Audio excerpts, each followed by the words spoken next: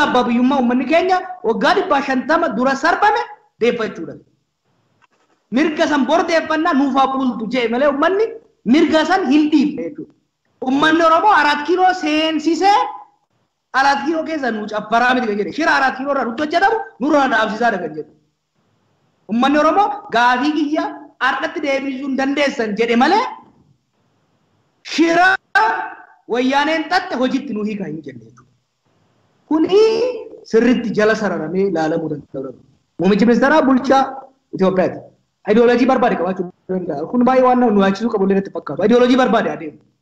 Federaalizimiin Itoophiyaa waggaa 50 adda durummaa Oromootiin qabsoo aarsaa gurguddaa itti kafarame godhameen kan dhufe malee kan taphaan yookiin Mallas Zeenaawii nuu kaa'e miti.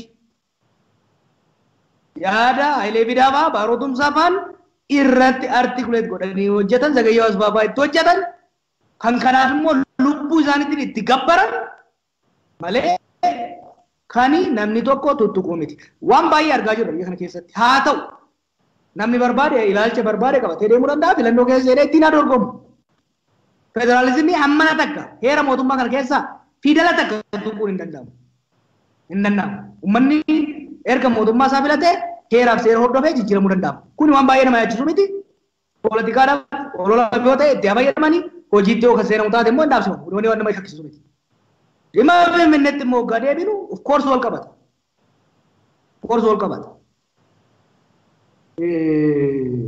Warri Finfinnee bulchan waan adda addaa xiqqoo jala miti bakka. Gaafii Finfinnee irraa qabnu mistiraan hin deebifnu bakka.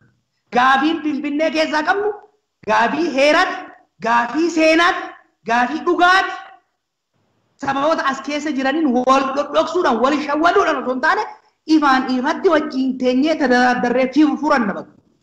Malee asiin lakkoofsa asii kenneera lakkisaa fedhii Oromoo kan kumaatamni ittiin wareegaman san sobnee yookiin humnaan deebifne jedhanii yoo kan dhufan taate hiree abbaa Isaayyeefaa, hiree wayyaanota, hiree nafxanyootatu isa mudata. Abbuma fedhe yoo ta'e ilma haadha biyyaa maan taane. Kuni qoosaa miti. Tapha dhiisanii karaatti deebi'uu danda'u qabu.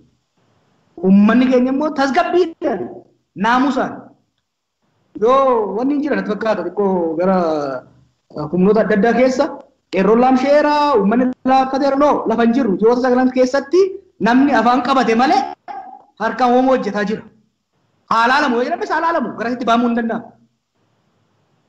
Kanaaf garasitti osoo hin deemne gibbitti osoo hin seenamne warri Finfinnee bulchiinsi Finfinneetis ixaa kee achuma kompiitara keessatti kaa'adhu. Mootummaan naannoo Oromiyaas daangaa amaanaan sitti kenname yeroo dhiibbamu callifte har'a immoo yeroo